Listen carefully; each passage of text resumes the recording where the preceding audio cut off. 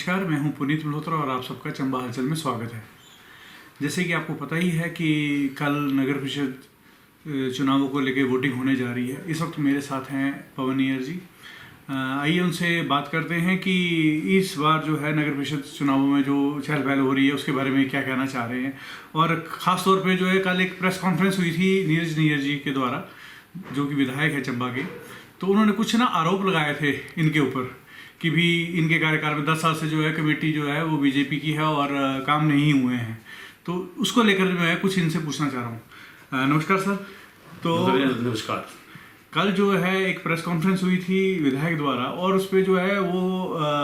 Committee पर आरोप लगे थे कि 10 साल से जो है वो नगर परिषद में जो है आपके पार्षद थे, उनके द्वारा कोई काम नहीं किया गया है। तो उसके बारे में आप क्या कहेंगे? ऐसा बोलता है, पहले तो मैं समस्त चंबा निवासियों से मैं ये अनुरोध करता कि कल जो है म्यूनसिपल कमेटी की जी है पोलिंग होने जा रही है और इस बार जो टाइम जो है सिर्फ 7 बजे का सवेरे 3 बजे तक है। मेरा सारा चंबा निवासी का अनुरोध है कि कल पहले हर एक काम छड्डी गिरे बने, सारे के पहले वोट पान और वोट भी उस आदमी पान जो बिल्कुल सही आदमी हो, जो लोगों का मिलता जुलता हो और जो लोगों ने गिरियाबाजी वाले काम करता हो। तो मेरा सारे चंबा निवासियों का ये अनुरोध है कि कल सोच समझ करिए कल जो वोट पाने और हरेक ने वोट पाने। और मुझे कल ही मेरे कर कुछ हमारे जो पार्षद खड़े थे, मुझे ये दसा कि सर अभी ऐसा डराना ली फिर, क्योंकि ये जो अपने हार इन्होंने बिल्कुल साफ नजर आती है। अब ये प्रलोभ लग रहे देना कि तुम्हारे बच्चे जो बेले ये असा ने जो है तुसा बस आचार से खत्म होनी नौकर को आई जाना, एक बच्चा तो पक्का नौकर को आई जाना। मैं बड़ा हैरान है जिसमें 2022 की इलैक्शन हुई, उस मौके भी इन्होंने झूठे आश्वासन देते और आज तक देख लो जी 1500 रुपया बोले था जी हर एक महल जो देना, जिस महल जो अगर इन्होंने एक चंबे मेरे म्यूनसिपल कमेटी एरिया में 200 कुछ देता इन्होंने, अगर जिस पैसा मिले मेरा उनका अनुरोध है कि मेरे कैंडिडेट जो वोट पाएंगे अभी फिर ये झूठे आश्वासन लगे देना। 3.5 साल सरकार बने रही कांग्रेस पार्टी की और चंबा जो मेरे हिसाब ने 20-25 साल पीछे चली है। और जियां तुसने अबे बोलिया जे बोले म्यूनसिपल कमेटी जी चंबे 10 साल का है और कोई काम नहीं हुआ। मैं बलोता जी 2017 में MLA बने। 2017 का पहले कांग्रेस पार्टी की सरकार थी, आदरणीय मुख्यमंत्री वीरभद्र सिंह जी थे, ये सारे होली सोली इंचार्ज थे। जो कम इन्होंने देते ये अपने पर्सनल काम ही करते रहे और इन्होंने चंबा म्यूनसिपल कमेटी जो उस 5 साल अंदर 1 रुपये नहीं दवाया,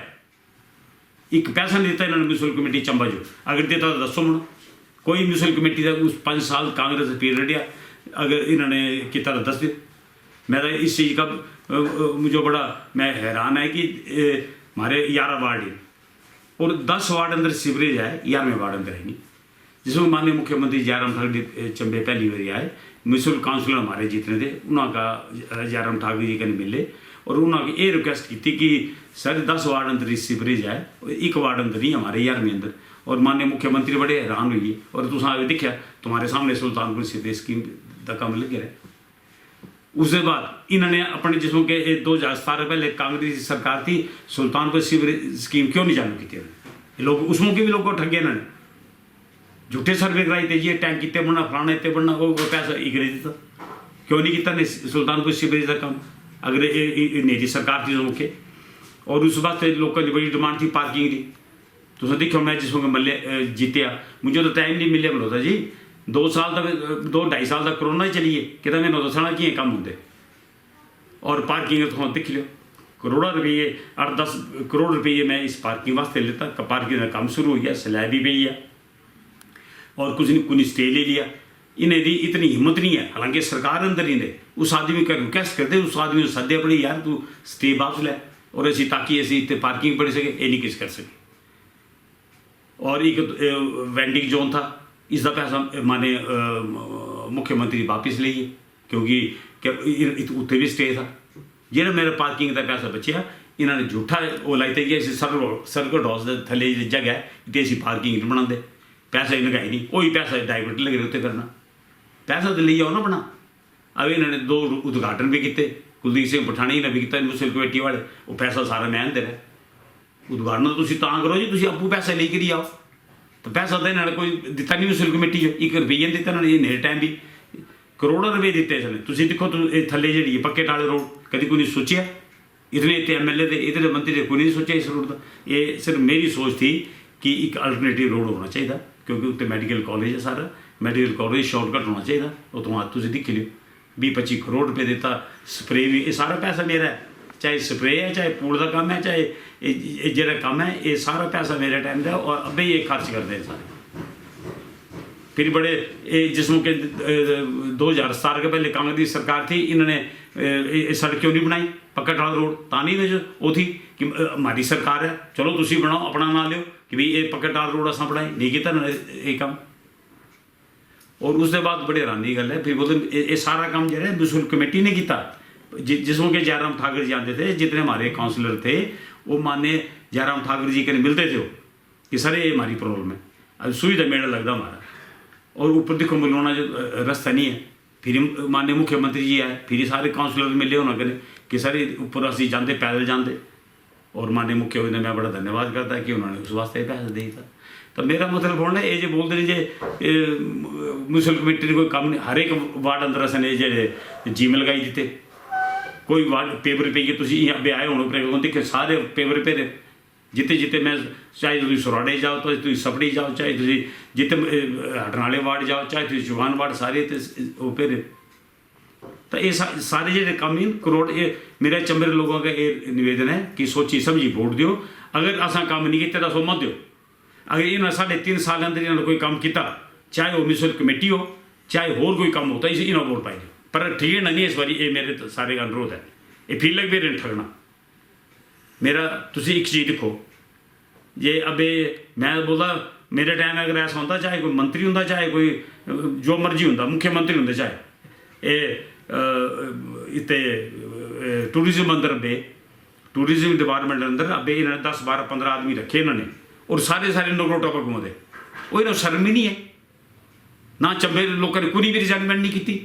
धरोग वार्ड अंदर मैं लोआ रहे थे वो इन्हें कड़ी थे मेरे धरोग वार्ड के लोगों का भी ये रिक्वेस्ट है तुम भी इस बारी मठ गिनते इन्होंने जो मारे मैं आदमी ला रहे सारे कड्डे इन्होंने पूछो अगर जे तुम्हारा कोई कैंडिडेट आता कि टूरिज्म डिपार्टमेंट भाई इन्होंने 15-20 आदमी रखे हमारे धरोग वार्ड का कौन रखे या हमारे 11 वार्ड अंदर कोई एक आदमी तो सोचे इन्होंने रखे कोई नहीं रखे इन्होंने सारे नगोटा भगवंत इस मतलब चंबे हमारे जो युवा वो सारे अनपढ़ ही और सिर्फ नगरोटा भगवंत वो सारे लाइक ने सारे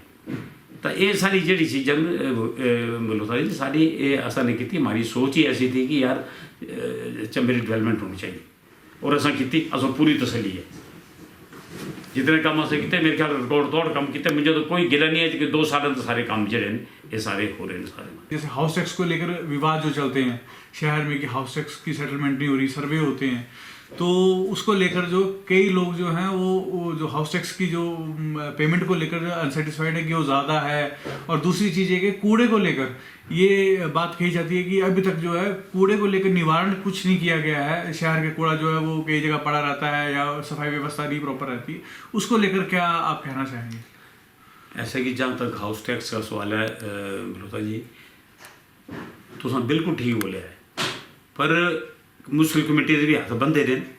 क्योंकि जो हिमाचल गवर्नमेंट की जो इंस्ट्रक्शन आदियाँ कि भाई ये रेट इन मारे इस रेट के तुम असैसमेंट करो